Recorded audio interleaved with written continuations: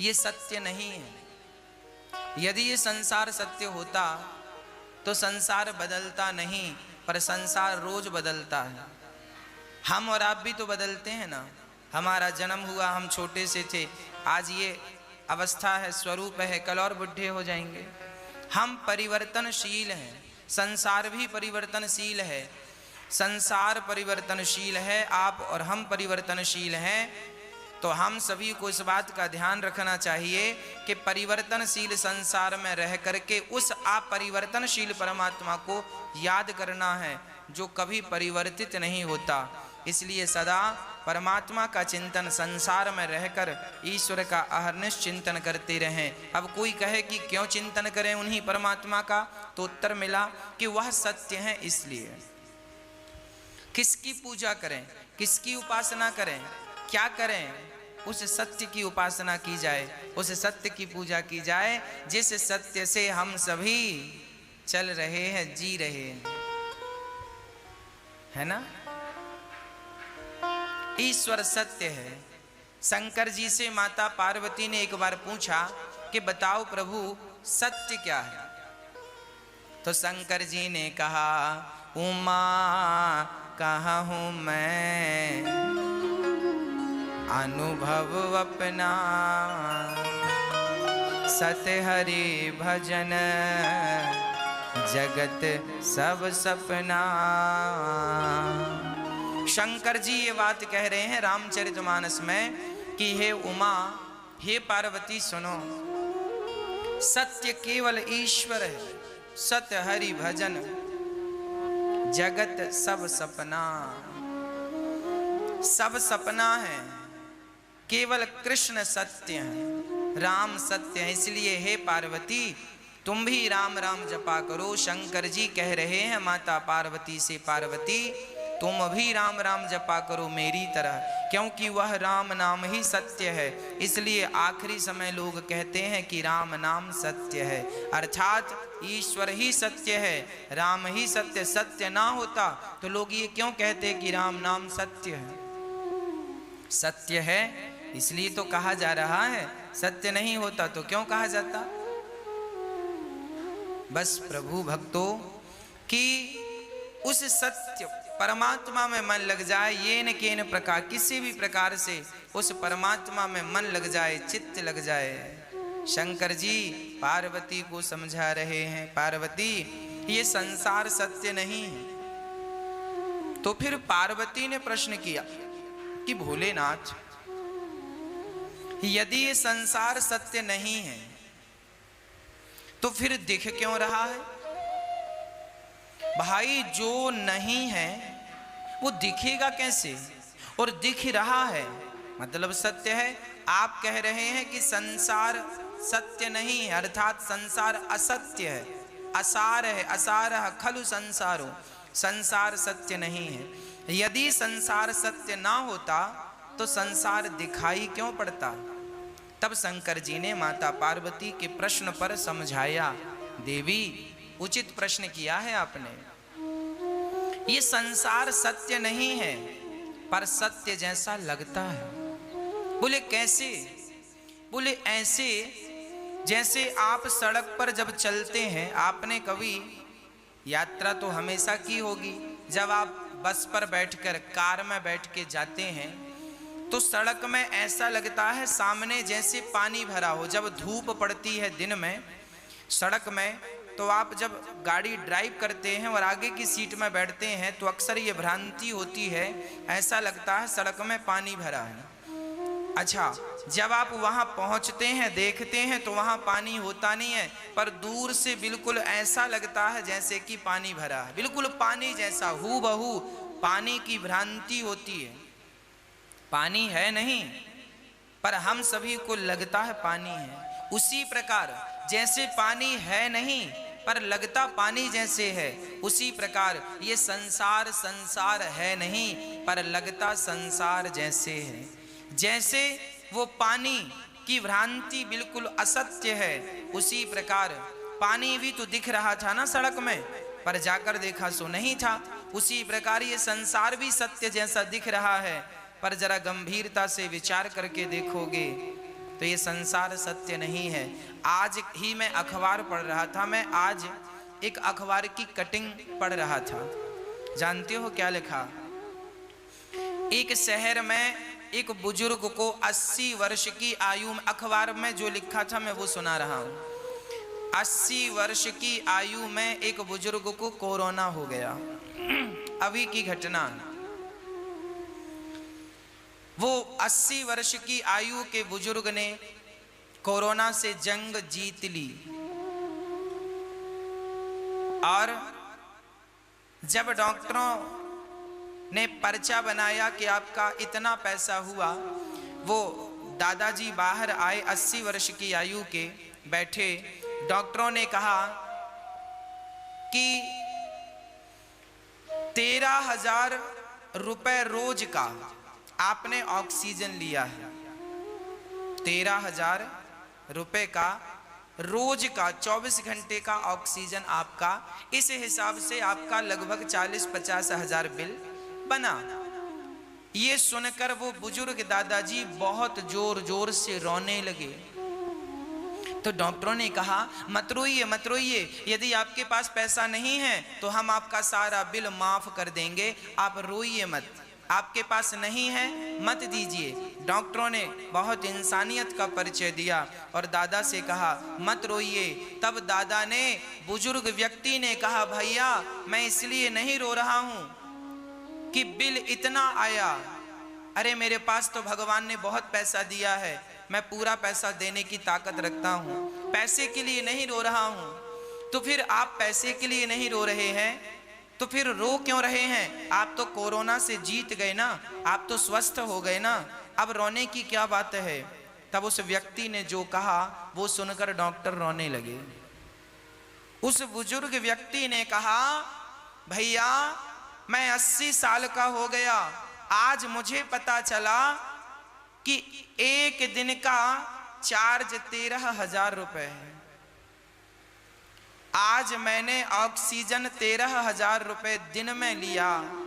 सोचो जब से जन्म लिया है तब से उस परमात्मा का रोज 13,000 का ऑक्सीजन ले रहा हूं। मैं तो इसलिए रो रहा हूं कि तुम्हारा बिल तो चुका दूंगा, उस परमात्मा का बिल कैसे चुकाऊंगा? इसलिए जीवन मिला है तो केवल उसका चिंतन कर लो, उसको याद कर लो, उसका भजन कर लो, इसी से उस परमात्मा का कुछ बिल कम हो जाएगा। नहीं तो किस किस बात का तुम बिल चुकाओगे उस परमात्मा का? ये बिल्कुल सच्ची घटना, वो दादा रोए। ये बात फिर अखबार में आई, हमने आज ही पढ़ा। किसी शहर की घटना है। प्रिय भक्तों, शायद आपको पता नहीं है, ये संसार ईश्वर ने बनाया है ना? इसलिए बनाया है कि कुछ दिन आप रहकर, भाई आप दिल्ली गए, आपकी जॉब लगी दिल्ली में, आपका कोई काम है कि 1 माह आपको काम करना है दिल्ली में, तो जब आप दिल्ली जाएंगे तो रहने के लिए वहाँ पर एक घर लेंगे कि नहीं? भले किराए से लें या होटल लें या कंपनी आपकी व्यवस्था करे, पर वहाँ आपको एक होटल लेनी पड़ेगी या किराए का घर। 1 महीना तो गुजारना है ना साहब। दिल्ली गए हैं आप, बेंगलुरु गए हैं, मुंबई, किसी भी शहर में आपको जाना है तो आप वहाँ घर लेंगे और लेकर के आप अपना काम करेंगे। आप वहाँ घर में रहने के लिए नहीं गए, काम करने गए हैं, पर काम करना है तो भी कुछ दिन घर में रहना पड़ेगा, आराम करना पड़ेगा, भोजन करना पड़ेगा, पानी पीना पड़ेगा, सब तो चाहिए। उद्देश्य क्या है? काम। गए किस लिए हैं? काम के लिए। पर जब काम के लिए गए हैं ना तो वहां पे एक होटल भी मिलेगी आपको, घर भी मिलेगा, पर ये याद रखिएगा जिस घर में आप रह रहे हैं वो घर आपका नहीं। आप काम के सिलसिले में 1 माह के लिए गए तो आपने किराए का घर ले लिया 1 महीने के लिए। तो जिस माने हमें से धरती में भेजा है और भगवान ने ये जो संसार है ना, ये किराए का रूम बना करके दिया है, जाओ बेटा कुछ दिन रह के अपना काम धाम पूरा करके वापसी आना। पर हम इस संसार में आते हैं कुछ दिनों के लिए और हम संसार में आके इसे अपना मान लेते हैं। इसमें रहते रहते ऐसा लगने लगता है ये मेरा, ये मेरा है, और यही मेरा मेरा यही दुख का सबसे बड़ा कारण बन जाता है।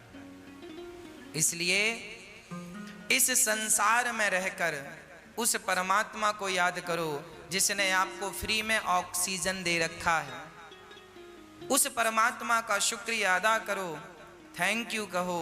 उस परमात्मा को बस कृष्ण कृष्ण नाम जप करके जितना भजन कर सकते हो, जितना स्मरण कर सकते हो, उतना करो और परमात्मा का धन्यवाद दो, है ना प्रिय भक्तों। जीवन में दुख कब आता है? आज व्यक्ति कहता है, लोग कहते हैं महाराज जी हम बड़े दुखी हैं। दुख का कारण जानते हैं क्या है? एक सज्जन, एक बूढ़े आदमी हमें मिल गए, वो बहुत रो रहे थे। हमने संसार मिथ्या ही है, केवल कृष्ण सत्य है, इसलिए उस सत्य स्वरूप परमात्मा की, सत्यम परम धीमहि, उस सत्य स्वरूप परमात्मा की शरण में हम सभी को चलना चाहिए। भगवान चित स्वरूप है, अर्थात प्रकाश स्वरूप है। ईश्वर का प्रकाश ही है, इसलिए हम देख रहे हैं। हमारे भीतर जो देखने की शक्ति है, उस शक्ति के रूप में परमात्मा ही तो बैठा है। वो शक्ति चली जाए तो आंखें तो होंगी पर दिखेगा कुछ नहीं, शक्ति नहीं है ना। किसी को पैरालाइसिस हो जाता है, हाथ नहीं हिलता, हाथ तो है पर हिलता नहीं है, मतलब उसके अंदर में जो शरीर को हिलाने डुलाने की शक्ति थी, वो शक्ति उस अंग की निकल कर चली गई। शक्ति गई तो हाथ तो है पर तुम्हारा है भैया, अब उठा लो, तुम अपने बल से उठा सको तो तुम अपना हाथ भी नहीं उठा सकते। इसलिए केवल भगवान में अपना समर्पण कर दो, इसी से हम जीव मात्र की भलाई है। किस बात का हम घमंड करें, किस बात का अहंकार करें? साहब श्वास भी तो हमारे अधीन नहीं है ना। भगवान सबके भीतर प्रकाश के रूप में बैठे हैं। आप जो देख रहे हैं वो ईश्वर ही है, इसलिए सबको भगवान जानकर सेवा करने लग जाओ। यदि आप सबको भगवान जानकर सेवा करेंगे तो आपको भी, आपका भी कल्याण हो जाएगा। आप सबकी सेवा करो। एक किसान था, एक दिन उसके द्वार पर कोई संत आए, कहा भैया जा रहे हैं तीर्थ यात्रा पर, पैदल हूं, हर गांव में भिक्षा मांग कर खा लेता हूं, सो भैया आज की रात यहीं गुजारनी है तो तुम्हारे द्वार पर ही आज हम विश्राम करेंगे, तो भोजन की व्यवस्था करो। किसान बड़ा धार्मिक था, उसने बढ़िया संत के लिए कच्चा दे दिया, आटा इत्यादि। संत ने कच्चा ही मांगा, कहा लो। संत ने बना करके उसे भोग लगाकर किसान को प्रसाद देकर ग्रहण कर लिया। संत ने सोचा कि इसका अन्न खाए हैं, कुछ इसकी सदगति। देखो संत के पास क्या है देने के लिए? संत के पास देने के लिए एक ही चीज है, बोले ईश्वर तक पहुंचने का उपाय, ईश्वर तक पहुंचने का रास्ता संतों को पता है, सो वही रास्ता सबको बताते रहते हैं। किसी की समझ में आता है तो उस रास्ते पर चल के वो ईश्वर तक पहुंच जाते हैं, किसी की समझ में नहीं आता सो नहीं पहुंच पाते। संत ने कहा किसान से, भैया तुम रोज 1 घंटा कीर्तन किया करो। किसान ने कहा सरकार ये काम नहीं हो सकता, मैं किसान हूं और बहुत काम रहता है, पत्नी बच्चों में किसानी में समय बिल्कुल नहीं मिलता कि मैं 1 घंटा कीर्तन करूं। तो संत ने कहा कोई बात नहीं, तुम 1 घंटा कीर्तन नहीं कर सकते तो पास में कोई मंदिर हो तो नियम बनाओ और नियम से 1 बार ठाकुर जी का दर्शन करने मंदिर जाया करो। किसान बोला सरकार हम ये भी नहीं कर सकते, मंदिर थोड़ा 100-200 कदम पे दूर है, कई बार समय नहीं मिलता, भागना पड़ता है खेत की तरफ। अब संत बड़े चक्कर में पड़े, से क्या उपाय बताऊं? तो संत ने उसी से पूछा, अच्छा ये बताओ तुम क्या कर सकते हो? जो भी करना नियम से करना, वो नियम तोड़ना मत। यदि तुम इस नियम से चलोगे तो तुम्हारी भी नैया पार हो जाएगी। तो किसान बोला, मेरे बगल में घर के बाजू में एक कुम्हार रहता है, घड़ा बनाता है, आप कहो तो मैं उसका रोज दर्शन कर लिया करूंगा, ये नियम हो सकता? संत ने कहा, ठीक है, तुम उस कुम्हार का दर्शन किया करो, नियम बनाओ कि कुम्हार का दर्शन किए बिना तुम भोजन नहीं करोगे, नियम बनाओ। और कुम्हार को इस भाव से देखोगे कि ये भगवान है, और देखकर राम राम जरूर कर लेना भैया, राम राम, और ठाकुर जी का दर्शन कर लेना, उनमें ही वो ईश्वर है ये सोचकर। भले तुम्हें शुरू में ऐसा लगेगा ये कुम्हार है, ये कुम्हार है, पर धीरे धीरे उसे कुम्हार ना कहकर उसे भगवान जानकर उसको दूर से प्रणाम कर लेना, और देखे बिना ये नियम बनाओ कि भोजन नहीं करोगे। किसान बोला, ये ठीक है, ये मेरे बगल में है, मैं रोज देख लिया करूंगा, कोई ज्यादा वक्त नहीं लगेगा। संत चले गए। अब वो किसान रोज कुम्हार को देखता और भोजन करता। पत्नी बोलती, भोजन तैयार है, बोले अभी आता हूं देख कर। कुम्हार को जाकर देख लेता और भोजन करने बैठ जाता, फिर अपने काम करता। रोज का नियम था उसका। एक दिन उसने कुम्हार को देखा, सो कुम्हार नहीं था। तो कुम्हार की पत्नी से किसान ने कहा, क्यों जी, तुम्हारे पति कहाँ हैं, कुम्हार भाई कहाँ हैं? बोले, वो तो आज मिट्टी खोदने गए हैं। अच्छा, किसान मिट्टी खोदने गया। पत्नी बोली किसान की, आओ भोजन ठंडा हो रहा है, भोजन कर लो। किसान बोला, वो कुम्हार से मैंने आज राम राम नहीं की, भोजन नहीं कर सकता, अभी आता हूँ। तो कुम्हारिन से पूछा, वो किस तरफ गया है? बोले, फलाने खेत में मिट्टी खोदने गए हैं। तो वो किसान दौड़ा। अच्छा, कुम्हार मिट्टी खोद रहा था, तभी अचानक उसको खुदाई करते करते एक सोने का घड़ा मिला, उसमें ढेर सारे सोने के सिक्के भरे थे। अब कुम्हार को सोने का घड़ा मिल गया। अब उसने देखा कि हमें किसी ने देखा तो नहीं। तब तक दौड़ा दौड़ा किसान आ रहा था, और जैसे ही किसान आया तो कुम्हार को देख लिया, और कुम्हार को देखकर किसान वापस जाने लगा। राम राम भैया। कुम्हार को किसान भगवान के रूप में देखता था और राम राम रोज करता था, राम राम। वो किसान जाने लगा। अच्छा, कुम्हार को क्या लगा कि इसने देख लिया, तो कुम्हार ने आवाज लगाया, भैया रुको। तो किसान ने कहा, ना रुकने की जरूरत नहीं है, हमने तो देख लिया। किसान तो ये कह रहा था कि हमने तुम्हें देख लिया, पर कुम्हार को लगा इसने सोने का घड़ा देख लिया। तो फिर आवाज लगाई कुम्हार ने, सुनो, देख लिया है सो किसी से कहना मत, आधा तुम रख लो, आधा हम रख लेते हैं। तो किसान रुका, बोली किसकी बात कर रहा? किसान गया और जाकर देखा तो दोनों देख के दंग रह गए। ढेर सारा धन उन्हें जमीन के भीतर गड़ा हुआ मिल गया। दोनों ने आपस में बांटकर उस धन से साधु संतों की सेवा स्टार्ट करी। और उस किसान ने पूरी बात बताई कि एक संत को मैंने केवल एक दिन का भोजन कराया, उस भोजन कराने का फल यह है कि उन्होंने मुझे नियम में बांध दिया, और आज उस नियम में बंधने के कारण विधाता ने मेरी सारी दरिद्रता दूर कर दी, मेरा धन धान्य से घर भर दिया। एक बार किसी भूखे व्यक्ति को भोजन कराने का ये फल है कि देर सवेर ईश्वर तुम्हें धनवान बनाएंगे बनाएंगे बनाएंगे। आप एक नियम बनाओ कि रोज भगवान का कीर्तन करेंगे, रोज भगवान का नाम जपेंगे। बिना नाम जपे, बिना कीर्तन किए, बिना ईश्वर का दर्शन किए भोजन ग्रहण नहीं करेंगे। ये नियम, जो व्यक्ति नियम से चलता है उसे भगवत प्राप्ति निश्चित होती है। इसलिए नियम जरूरी है जीवन में।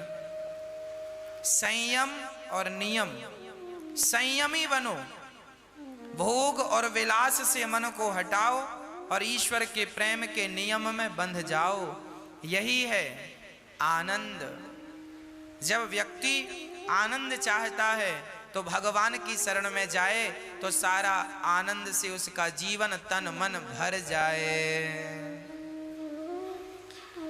विश्वोत्पत्त्यादि है तवे भगवान क्या करते हैं? विश्व की उत्पत्ति, पालन और संहार करते हैं। भगवान का काम है विश्व की उत्पत्ति, पालन और संहार, है ना।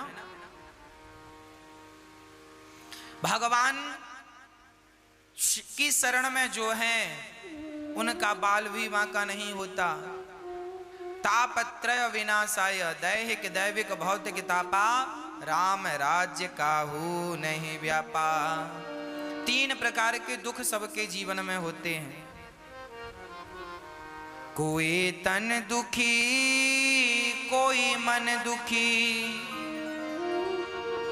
कोई धन बिन रहते उदास।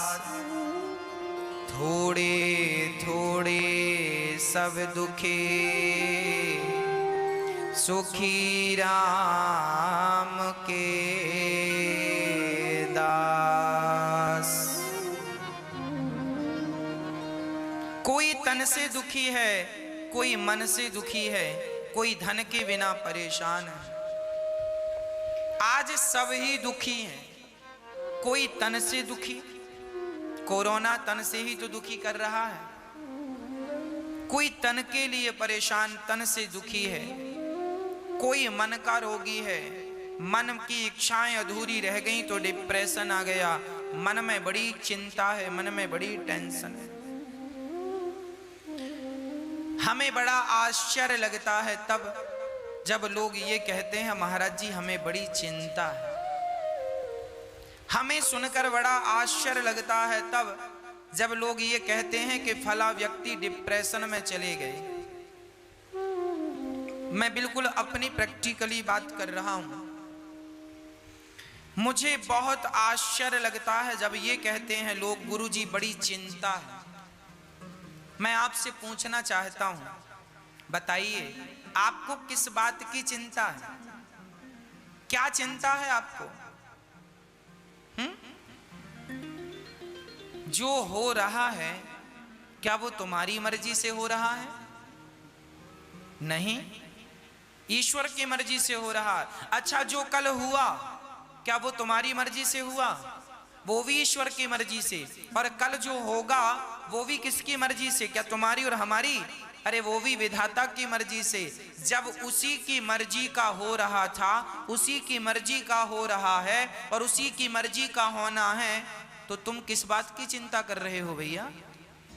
क्यों दुबले हो रहे हो चिंता कर करके? क्या चिंता है? जो होना है वो होके रहेगा। चिंता मत करो, परमात्मा का चिंतन करो। नेगेटिविटी मिटा दो। नेगेटिव जो सोच है आपकी, नकारात्मकता है, समाप्त कर दो। सदा पॉजिटिव रहा करो, सकारात्मक रहा करो। हम चिंता क्यों करें?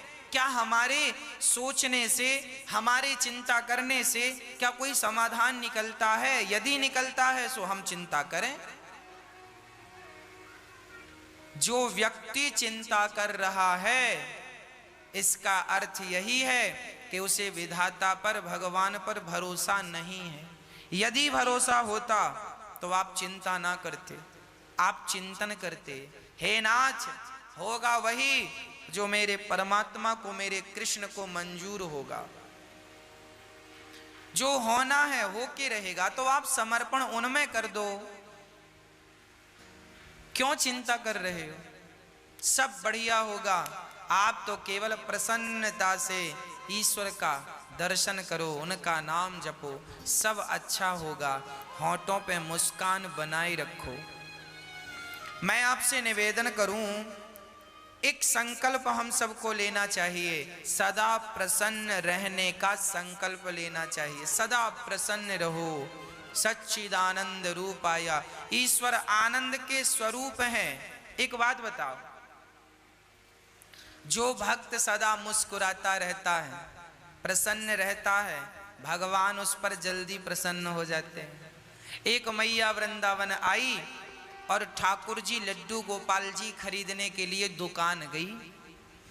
तो लड्डू गोपाल जी की दुकान में जाकर दुकानदार से कहा, भैया वो वाले ठाकुर जी दो, वो वाले कृष्ण दो।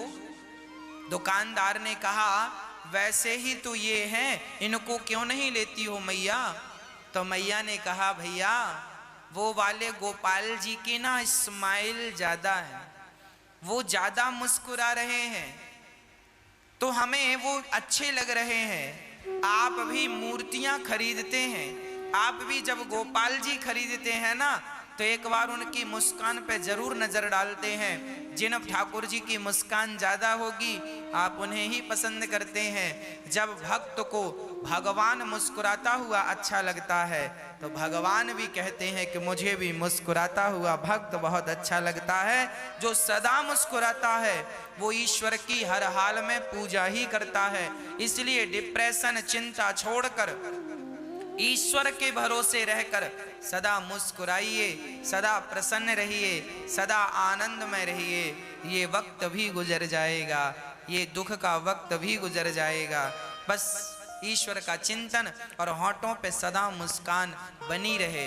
सदा मुस्कुराते रहा करो, सदा हंसते रहा करो। ये हंसने मुस्कुराने का मौका अभी मिला है, हंस लो, मुस्कुरा लो। पता नहीं अगले जन्म में हमें विधाता ने कुत्ता बिल्ली की योनि दे दी, तो कुत्ते बिल्ली की योनि में तो हंसा मुस्कुराया नहीं जा सकता। गधा और बंदर बना दिया तो मुस्कुराया और हंसा नहीं जा सकता। ना जाने कौन सी अगली योनि मिल जाए और हम हंसने और मुस्कुराने के लिए तरस जाएं। अभी अवसर है, अभी मुस्कुरा कर ईश्वर का धन्यवाद करो, तो आपकी गति बिगड़ेगी नहीं। और आप अभी से बंदर का मुंह बना के बैठेंगे तो अगले जन्म में भगवान बंदर ही बनाएंगे। कई लोग ना हम देखते हैं हंसते ही नहीं, बैठे हैं बंदर का मुंह बना के। एक सज्जन, उनको 1 महीने में 2 लाख रुपए का फायदा हो गया। पड़ोसियों ने कहा, किसी ने कहा क्यों, आप तो बड़े प्रसन्न होंगे, आपको तो 2 लाख का फायदा हुआ। उन्होंने कहा, काहे की प्रसन्नता, हम तो बड़े दुखी हैं। बोले, काय बात का दुख है? बोले, हमारे पड़ोसी को 4 लाख का फायदा हो गया, हमें तो 2 का ही हुआ। लो, फायदा हो गया फिर भी वो उदास हैं, फिर भी मुस्कुरा नहीं। ऐसों को भगवान बंदर ही बनाएंगे, जाओ गधा बना देंगे। तुम तो कभी हंसते नहीं थे।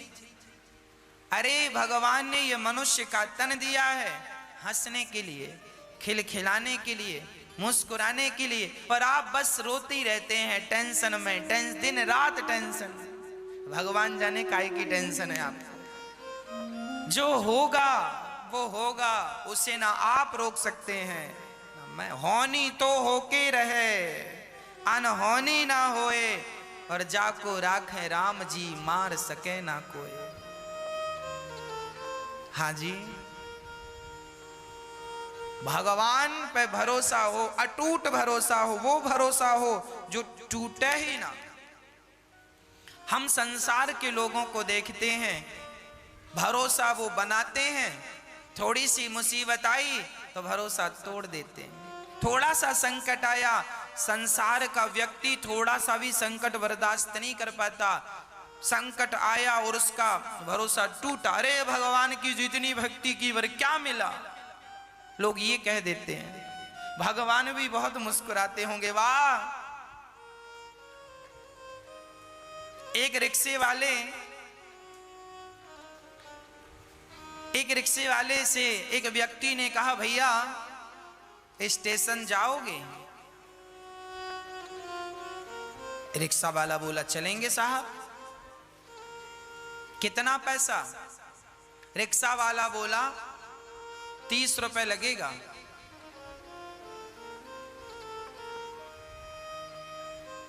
तो वो व्यक्ति बोला, भैया मैं बुजुर्ग हूं और 4 कदम की दूरी पे स्टेशन है, मैं स्टेशन सोसाइटी पे ही रहता हूं और इतने दूर का 30 रुपए लेगा?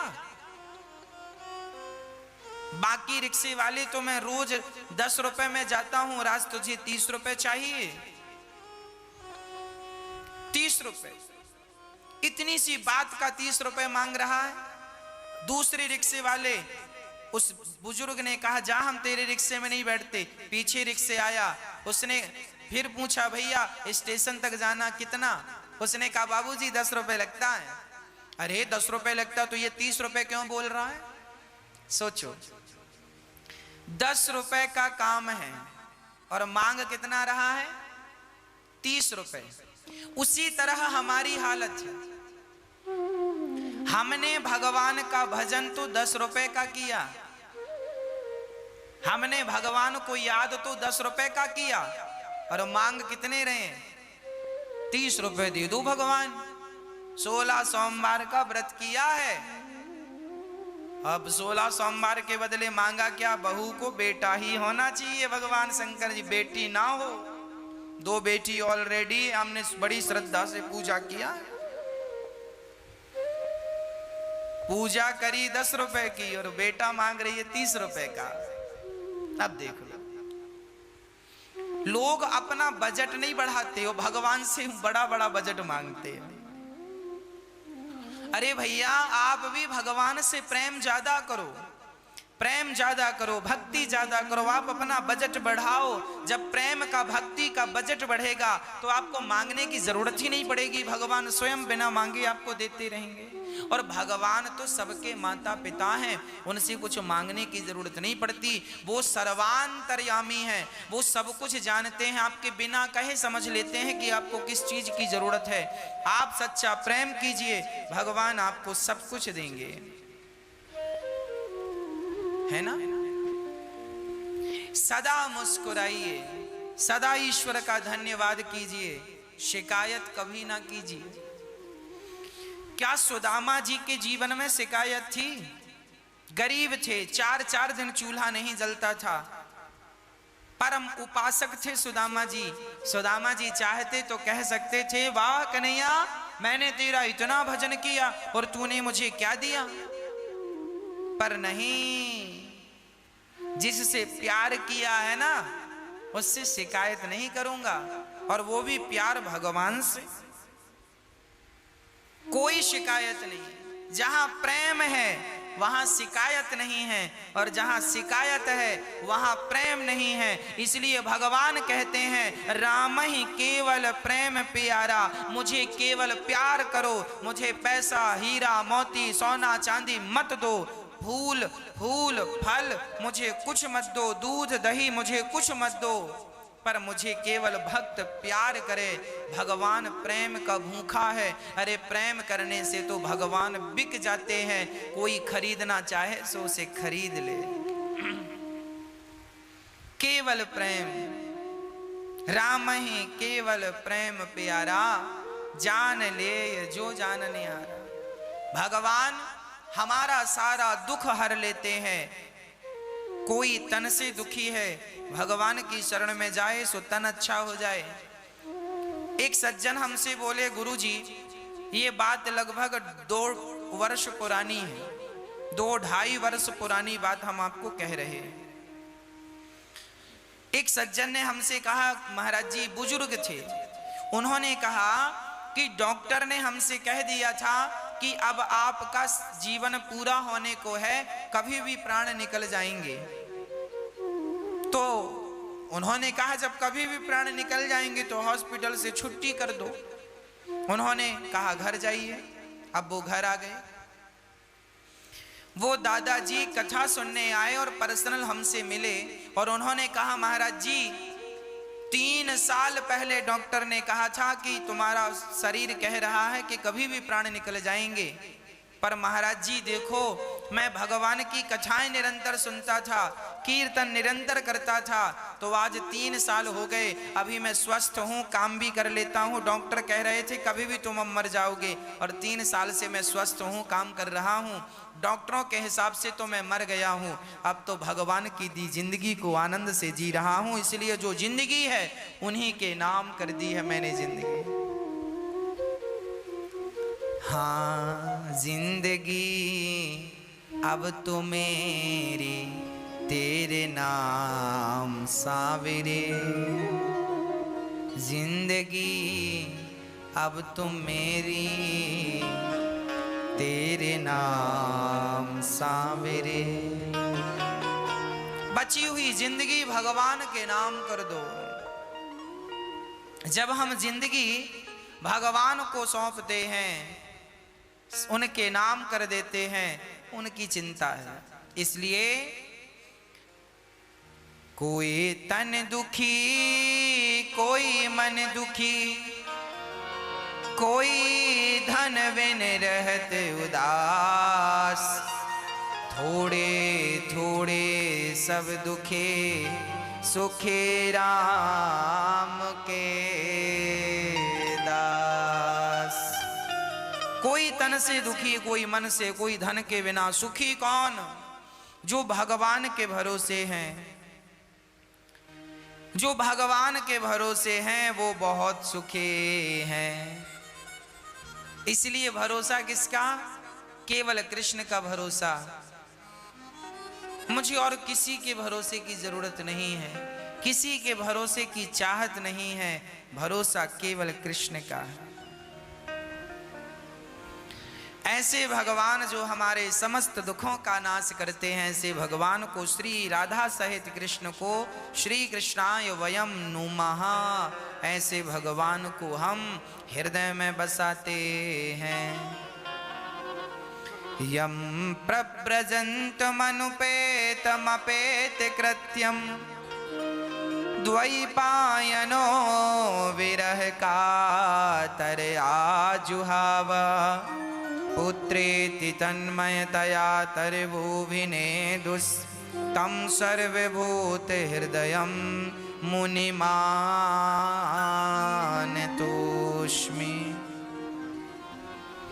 श्री सुखदेव भगवान का जन्म हुआ और जन्म लेते ही सुखदेव जी सन्यासी हो गए। ऐसे सुखदेव भगवान को नमस्कार करते हैं। 88,000 ऋषि बैठे हैं नैमिषारण्य में और 88,000 संतों के बीच में सूत जी आए तो सूत जी का खड़े होकर सारे संतों ने अभिवादन किया और सूत जी से कहा, महाराज हमें कथा सुनाओ।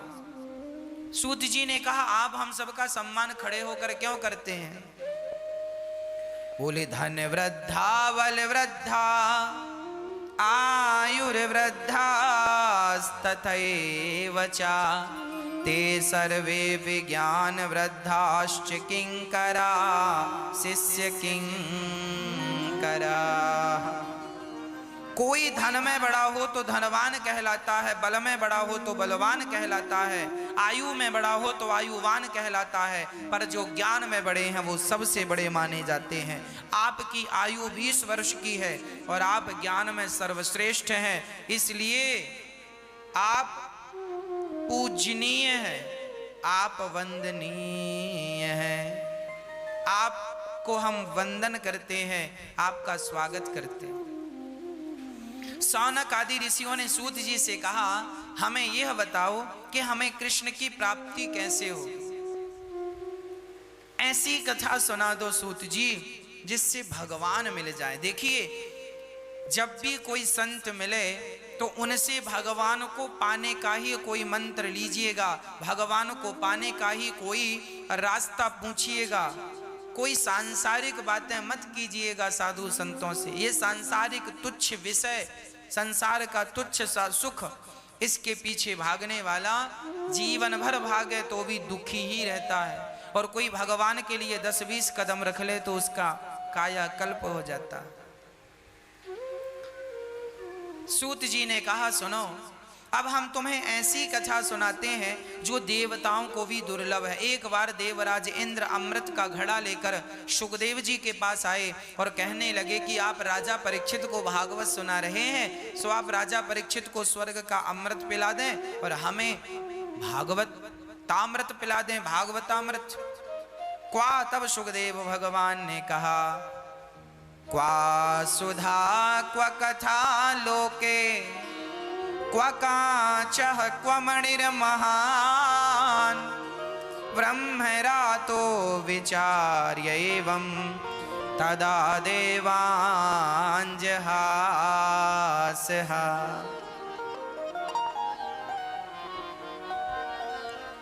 अच्छा, इंद्र ने बड़े बहाने से कहा। अच्छा, लोग ना बड़ा बहाना बना, कई बार ना कुछ काम बहाने से हो जाता। एक बार एक घर में ना पति पत्नी थे और उनके यहाँ अचानक एक मेहमान आ गए। मेहमान आ तो गए पर अब वो मेहमान जाने का नाम ही नहीं ले रहे। अब पति पत्नी बड़े परेशान। अरे राम राम राम, दिन भर खाता है, हम लोग 5-5 रोटी खाते हैं, 10-10 खाता है तो जाता ही नहीं। अब पति पत्नी ने विचार किया अब कैसे कहें, मेहमान है, कैसे कहें कि जाओ, कहा भी तो नहीं जाता कि चले जाओ, कोई घर से कैसे भगाएगा। पत्नी पति दोनों ने विचार किया अब क्या करें। बोले एक काम करो, झगड़ा करते हैं नकली बहाना बनाने के लिए। तो ठीक है कल शुरू करते हैं। हाँ अब तो आज रात हो गई, कल की प्लानिंग हुई। उन्होंने सवेरे होते ही झगड़ा किया। पत्नी बोली सुनो जी, मैं जा रही हूं मायके, अब मैं भोजन नहीं बनाऊंगी, जब देखो डांटते रहते हो। पड़ोस वो मेहमान बाहर बैठे सुन रहे थे। अब पति भी डांटता हुआ, हाँ बड़ा मायके की धमकी, जाओ चली जाओ, क्या हम बनाकर खा नहीं सकते। अब वो उन्हें डांटे, वो उन्हें डांटे, वो झूठ मूठ का वो झूठ मूठ का पत्नी लगी रोने जोर जोर से रोने लगी। मेहमान को लगा हे भगवान आज तो कुछ मिलेगा नहीं खाना पीना। तो मेहमान ने आवाज लगाई सुनो हम जा रहे हैं। मेहमान चले गए। तब तक पति बोला सुनो गए, अब मत रो, अब काहे रो रही हो, हमने कोई जानबूझकर थोड़ी डांटा, हमने तो ऐसे ही डांटा, सच्ची का थोड़ी डांटा, झूठ का डांटा। तो पत्नी बोली हाँ हम भी सच्ची का थोड़ी रो रही हैं, हम तो झूठ का रो रही हैं। तब तक मेहमान आके बोला हम भी सच्ची के थोड़ी गए थे, हम भी झूठ की तो गए थे। तुम सच्ची का डांट नहीं रहे थे, तुम सच्ची का रो नहीं रही थी, तो हम भी सच्ची के नहीं गए, हमें पता था कि तुम बहाने कर रहे हो। मेहमान आए बोले चलो भूख लगी है बनाओ। अब वो लगी बनाने। कई बार काम बहाने से हो जाता है पर कई बार नहीं भी होता।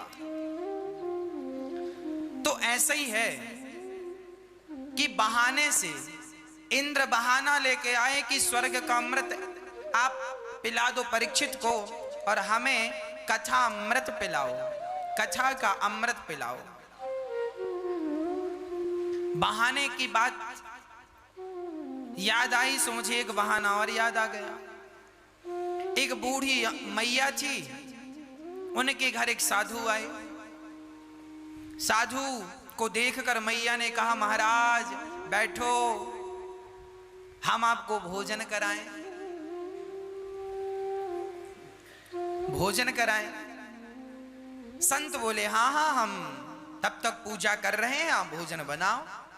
अब वो बूढ़ी माँ बड़े प्रेम से वो बहुत बढ़िया भोजन बनाए और भोजन बना के संत को कहा बैठो। अब संत ने कहा ठीक है हम बैठ गए। मैया ने थाल में सब कुछ दाल चावल खीर सब्जी पूड़ी रोटी सब बनाया था, सब परोसा, पर बेचारी पापड़ परोसना भूल गई। पापड़ भी बनाया था पर चूल्हे के पास ही पापड़ अब इतना परोसा तो बेचारी भूल गई। और अब वो महात्मा खाते खाते उनकी नजर पापड़ पे गई। अब वो खा रहे हैं सब पर बार बार उनका ध्यान पापड़ में है कि पापड़ भी मिल जाता, पर कहें कैसे कि पापड़ दे दो। तो उन्होंने बहाने से कहा मैया आज हम आ रहे थे ना तो एक बड़ा सांप मिला। अच्छा कितना बड़ा सांप था? बोले ज्यादा बड़ा नहीं था, यहां से हमारी थाली से लेके वो पापड़ की थाली तक इतना बड़ा सांप था। अब मैया ने पलट अरे महाराज हम तो पापड़ देना भूल गए। हाँ हाँ मैया दे दो। अब उसने पापड़ दिया। इनका काम बहाने से बन गया पर उस बेचारी का काम बहाने से नहीं बना, मेहमान गए ही नहीं। इंद्र का भी काम बहाने से बन जाता पर ज्यादा ही अहंकार में कह दिया कि हम अदला बदली करने आए हैं। सुखदेव जी ने कहा ये व्यापार नहीं, ये तो प्यार की बात है। हाँ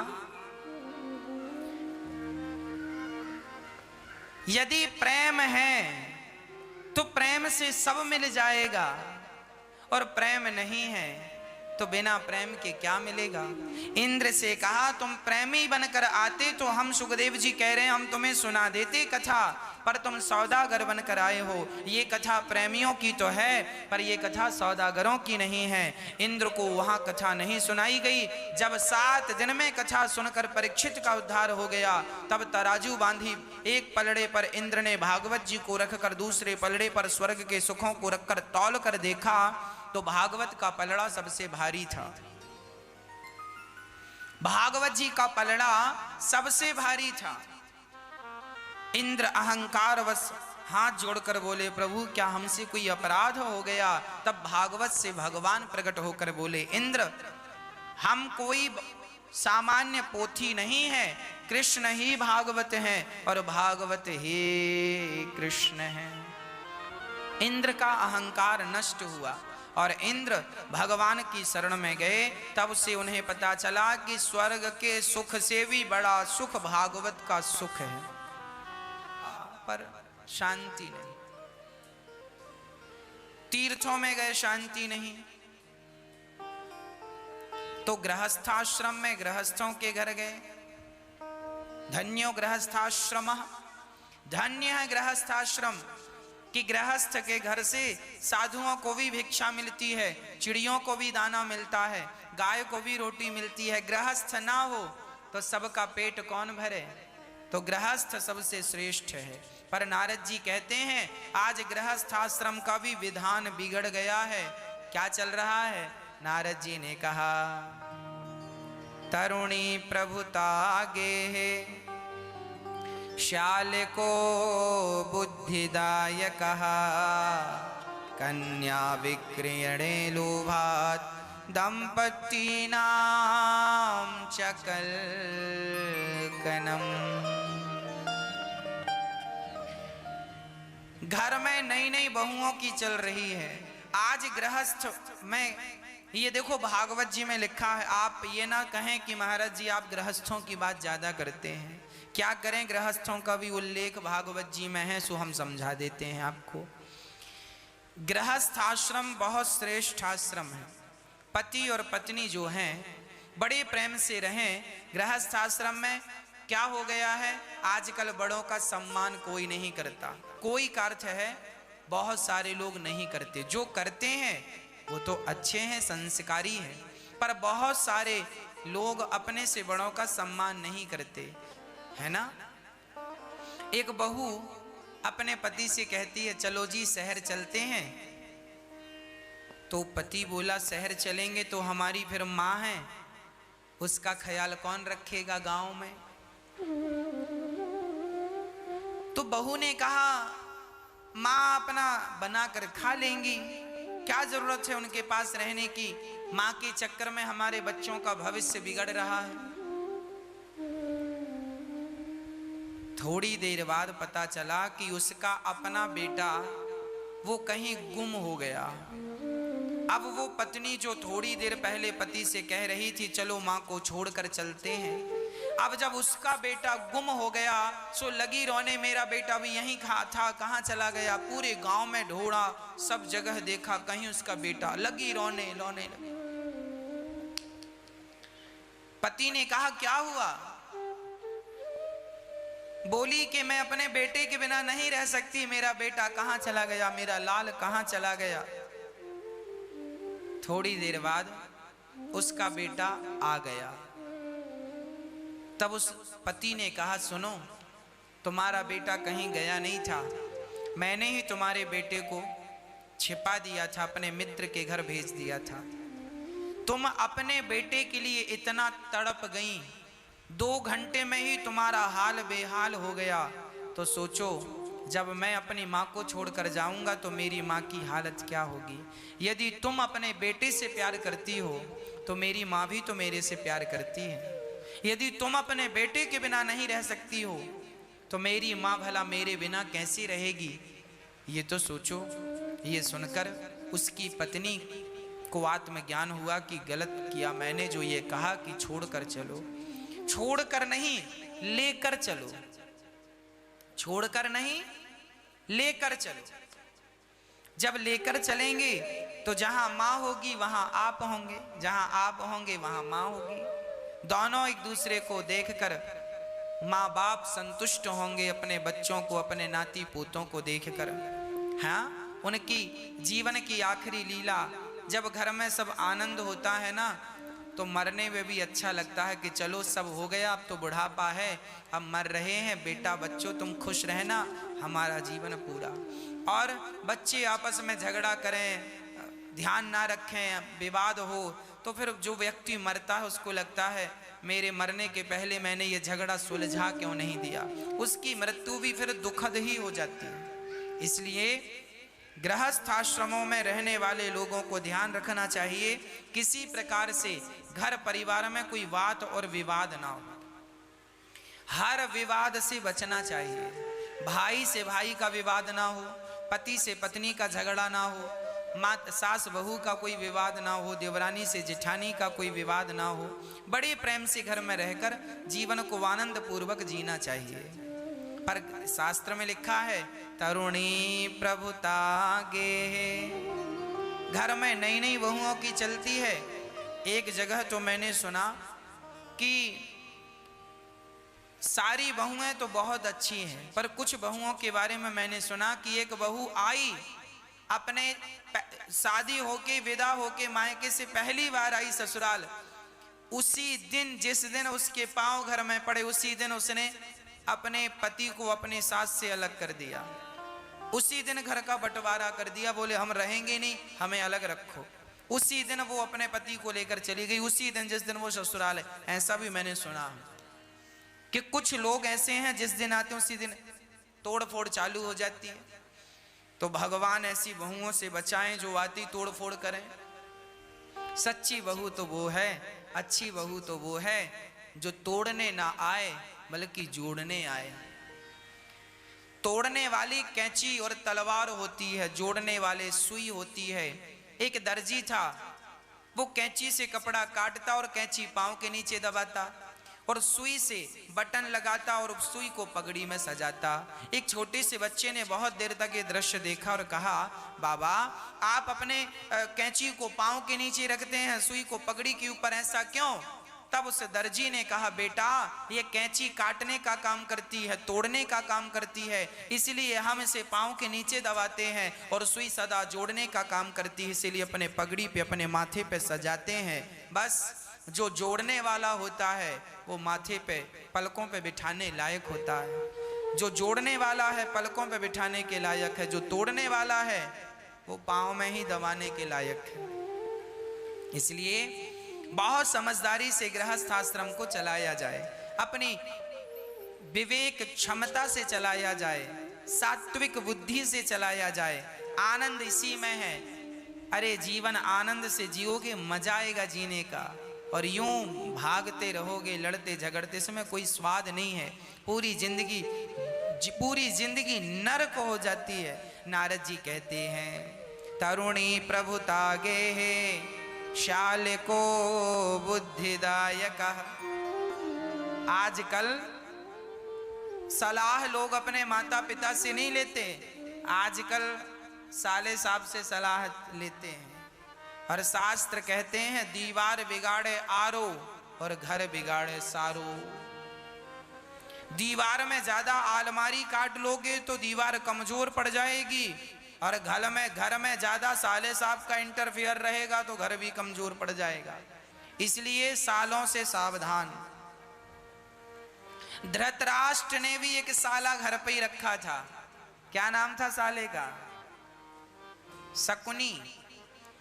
धृतराष्ट्र ने साले को घर में रखा तो साले ने, मामा जी ने सत्यानाश कर दिया, है ना।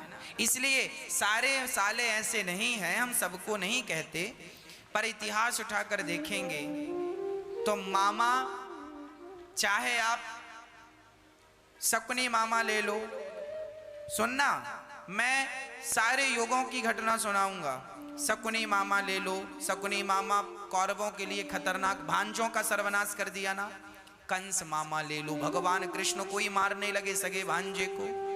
माहिल मामा भी एक प्रसिद्ध हुए हैं। और इस कलयुग में इस कलयुग में बाहुबली पिक्चर में कौन से मामा है? कटप्पा मामा। कटप्पा नहीं मार दिया बाहुबली को। इसका मतलब भैया ये देखो पिक्चर भी बन गई ना। हम ये नहीं कहते सारे मामा खतरनाक हैं, पर कटप्पा जैसे मामा कब पीछे से तलवार डाल दें कोई भरोसा नहीं भैया। कटप्पा जैसे मामाओं से भी बचने की जरूरत है, और शकुनी जैसे मामाओं से तो बहुत दूर रहने की जरूरत है। ये तो जुआ खिलाने वाले मामा हैं। तो भैया कुसंग से बचिएगा कि निवेदन ये है, मामा अच्छे भी होते हैं। मामा तो मामा मतलब डबल माँ, माँ का प्यार जहां मिलता है, माँ का डबल प्यार जहां मिले वो मामा है, मामा। पर जीवन में हमेशा गुरुजनों से, माता पिता से सलाह लेनी चाहिए। ये शास्त्रों का वचन है, उस पर आप अमल करें तो अच्छा है।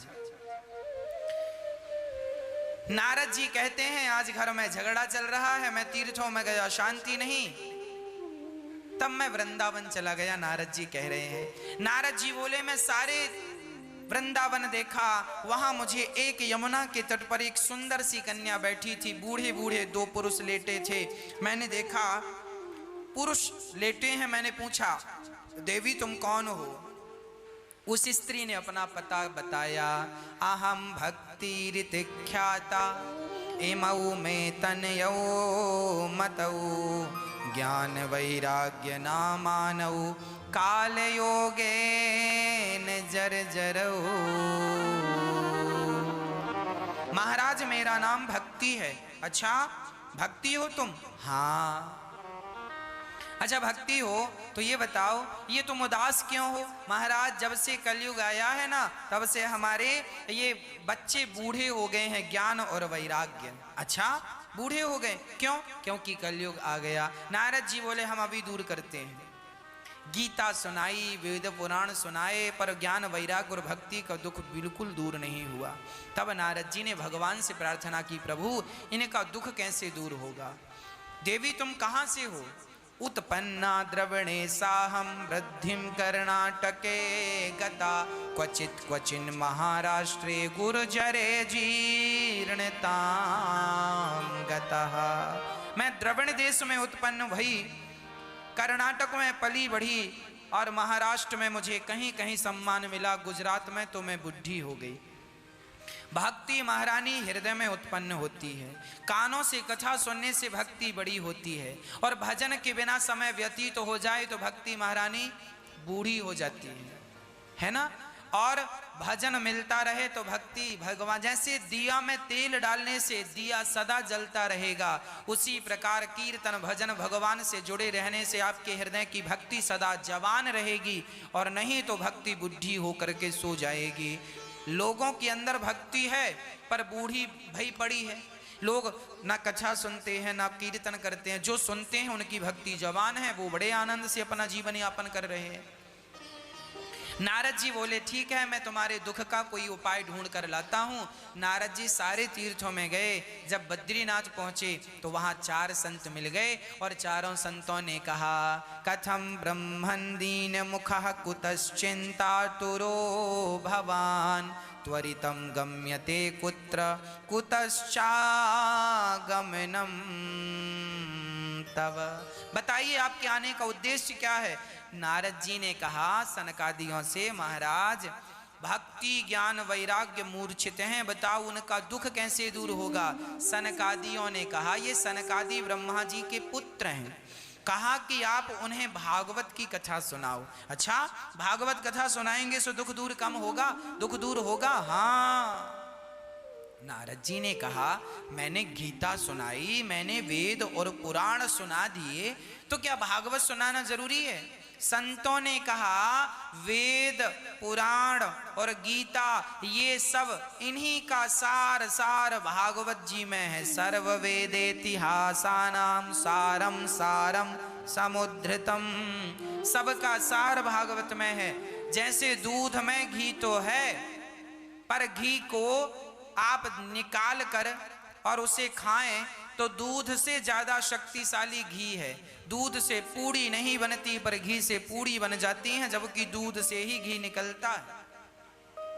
उसी तरह जैसे दूध से निकला घी दूध से ज्यादा शक्तिशाली है, उसी प्रकार ग्रंथों से, वेद पुराणों से निकली भागवत उन सबसे ज्यादा शक्तिशाली हैं।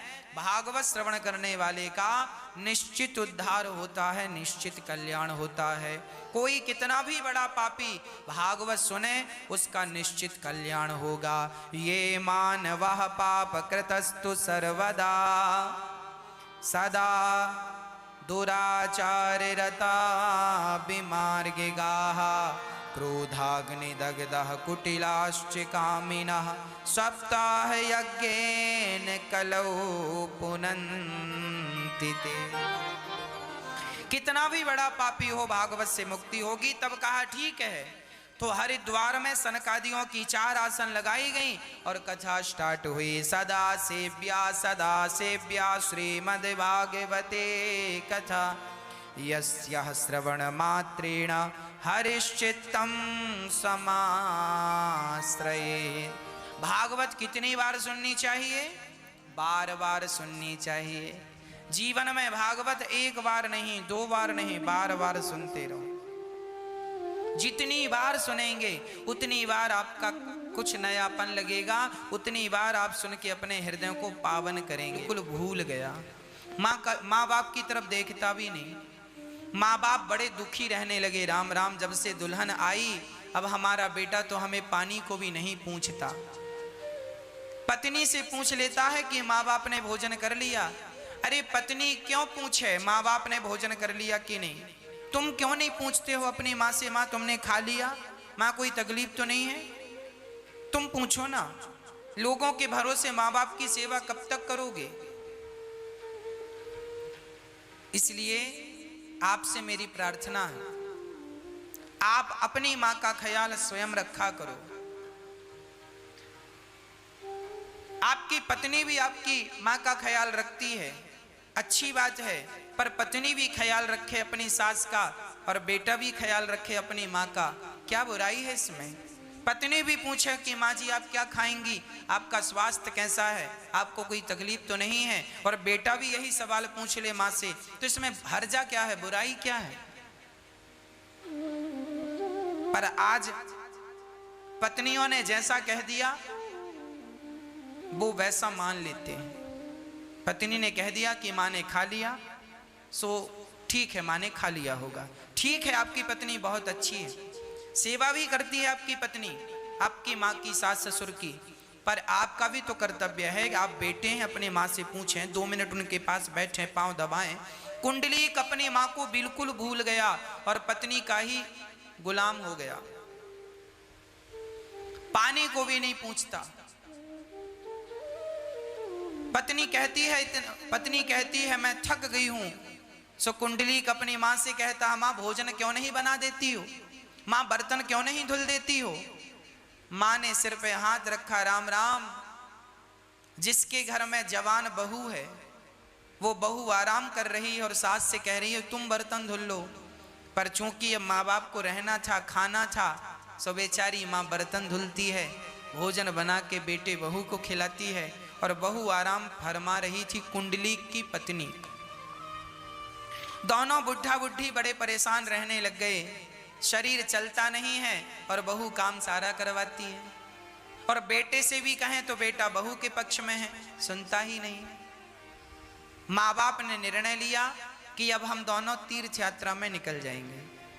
दोनों पति पत्नी ने कहा, अपनी बहू और बेटे को एक दिन बुलाया, कहा बेटा कुंडलीक अब तुम प्रसन्न रहना बेटा, अपनी पत्नी के साथ खुश रहना, अब हम जा रहे हैं और सदा भगवान की सेवा में रहेंगे, अब हम वापस नहीं आएंगे, आप दोनों बड़े प्रेम से रहना, खूब भजन करना भगवान का, सुखी रहना, हम सबका आशीर्वाद है।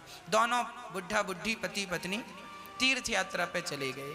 तभी कुंडलीक की पत्नी ने कहा, सुनो जी, जब हमारा विवाह हुआ था तो माँ जी ने सुंदर सा माला, सोने का हार पहन रखा था, रानी हार, वो तो माँ ने दिया नहीं और तीर्थ यात्रा पे जाने लगी। लगता है माँ अपने झोले में सोना दबा कर ले जा रही है। तो पति को कहा जाओ, वो भी पत्नी का गुलाम था एक नंबर का। स्त्री लंपट। बोला ठीक है। बोले जाओ माँ का पीछा करो, जहां सो जाएं सो उनका बैग चेक कर लेना, जरूर सोना मिलेगा, लेकर आ जाना, माँ को जाने देना। कुंडली को बोला बिल्कुल। अब माँ बाप चले, पीछे पीछे पीछा कर रहा है चुपके चुपके कुंडली। माँ बाप चलते चलते यात्रा उनकी काशी पहुंच गई। बहुत सारे लोग उस यात्रा में थे, ये भी सम्मिलित हो गए थे, बूढ़े माता पिता। बैलगाड़ियों का जमाना था, सो बैलगाड़ी से यात्राएं चल रही थी। इनका जत्था काशी पहुंचा, गंगा के किनारे। ये दोनों बुढ़ा बुढ़ी पति पत्नी बड़े प्रेम से माँ गंगा का दर्शन करके जो प्रसाद मिल गया सो प्रसाद पाकर रात्रि को विश्राम कर रहे थे। दोनों घाट पर ही सो रहे थे। तभी कुंडलीक ने देखा कि इनका झोला आज थोड़ा दूर रखा है। कुंडलीक गया और झोले की चैन खोला। तब तक उसने देखा गंगा जी से एक सुंदर सी स्त्री निकल रही है। वो गंदे से कपड़े पहनी है और वो आकर के कुंडलीक के माता पिता के सामने खड़ी हो गई। उनके माता पिता सो रहे हैं और वो स्त्री खड़ी है। तो कुंडलीक ने देखा और आश्चर्य से पूछा, देवी आप कौन हैं? उस स्त्री ने कहा, बेटा लोग मुझे गंगा मैया कहते हैं। अच्छा आप गंगा मैया हैं? तो आपने अभी तो कपड़े गंदे पहन रखे थे और मेरे माँ बाप के सामने आते ही आपके कपड़े स्वच्छ हो गए, सुंदर कपड़े हो गए, आपका रंग भी साफ हो गया, ऐसा क्यों? तब गंगा मैया ने कहा, बेटा जब से तुम यहाँ आए हो ना, तब से मैं गंदी हो गई हूँ और तुम्हारे धर्मात्मा माता पिता जो कि भगवान से अत्यधिक प्यार करते हैं, दोनों तुम्हारे माता पिता भगवान के बड़े भक्त हैं।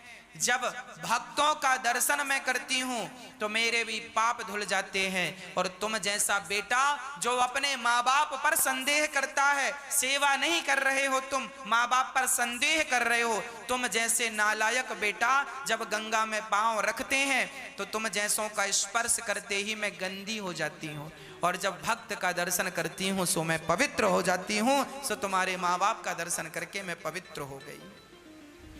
ये सुनकर तो कुंडलीक की आंखों से आंसू नहीं रुक रहे थे। हे विधाता, कितना बड़ा अपराध हो गया। मैंने अपनी माँ के ऊपर संदेह किया। मैं एक पत्नी के कहने पर, अपनी स्त्री के कहने पर अपनी माँ, जन्म देने वाली माँ को भुला दिया। हे विधाता, हमसे अपराध हो गया, हमसे गलती हो गई। माँ के चरणों में कुंडलीक गिर गया और बोला गंगा मैया से, माँ मैंने जो पाप किए हैं बताइए, उन पापों का प्रायश्चित क्या है? क्या मैं गंगा में डूब के मर जाऊं? गंगा ने कहा, मरने से प्रायश्चित नहीं होगा। तू अपने माँ बाप की सेवा करेगा तो माँ बाप की सेवा मात्र से तेरे जीवन के सारे पाप धुल जाएंगे। उस दिन से कुंडलीक अपने माँ बाप की सेवा में ऐसा लगा कि जब वो पंढरपुर का था, कुंडलीक पंढरपुर आया। पंढरपुर महाराष्ट्र में एक जगह है जहां पंडरीनाथ अर्थात विठ्ठल भगवान आज भी बैठे हैं। वो कुंडलीक गया और अपने माँ बाप की सेवा करने लगा, और ऐसी सेवा की माँ बाप की कि माँ बाप की सेवा से प्रसन्न होकर एक दिन भगवान कृष्ण आए और कमर में हाथ रख के खड़े हो गए और कहा, कुंडलीक मैं भगवान कृष्ण हूँ। तुमने माँ बाप की ऐसी सेवा की कि आज तुम्हारा दर्शन करने का मेरा मन है। और सुनो, रुक्मणी जी भी आई हैं। रुक्मणी जी भी थी और भगवान कृष्ण भी थे, दोनों खड़े हो गए। कुंडलीक ने कहा, प्रभु आप अंदर आ जाओ तो मैं दर्शन कर लूं। भगवान बोले, सो मैं अंदर नहीं आ सकता। तो अभी मैं माँ की सेवा कर रहा हूं। कुंडलीक ने माँ की सेवा में इतना मस्त हुआ कि भगवान आए तो भगवान से कहता है, मैं आपका दर्शन भी बाद में करूंगा, पहले माँ की सेवा। भगवान बोले, तब तक मैं क्या करूं? तो कुंडलीक ने एक ईंट, उसका कच्चा घर था, वहां ईंट पड़ी थी, सो ईंट उठा के फेंक दिया। बोले, प्रभु तब तक आप इसमें खड़े हो जाओ, मैं अभी आता हूं। कुंडलीक ने माँ बाप को सुलाकर उनके चरणों की सेवा की, और जब बाहर आए तो भगवान कृष्ण और रुक्मणी जी खड़ी थी, चरणों में कुंडलीक गिर गई। प्रभु मुझे दर्शन देकर आपने मुझे कृतार्थ कर दिया। कुंडलीक ने कहा, अभागे हैं वो लोग जो अपनी माँ की सेवा नहीं करते। अरे माँ बाप की सेवा से देखो भगवान के दर पे जाना नहीं पड़ा, भगवान खुद चल करके आ गए। भगवान ने कहा बेटा कुंडलीक, मैं तुम्हारी सेवा से, माता पिता की सेवा से अत्यधिक प्रसन्न हूं, बोलो तुम्हें क्या चाहिए। कुंडलीक ने कहा सरकार, आप बस यूं ही खड़े रहकर कलयुग के भक्तों का पाप हरते रहिए, उन्हें सद्बुद्धि देते रहिए, उनका कल्याण करते रहिए, हमारे और आपके लिए खड़े रहिए। तब से भगवान कुंडलीक के कहने पर आज भी पंढरपुर में पंडरीनाथ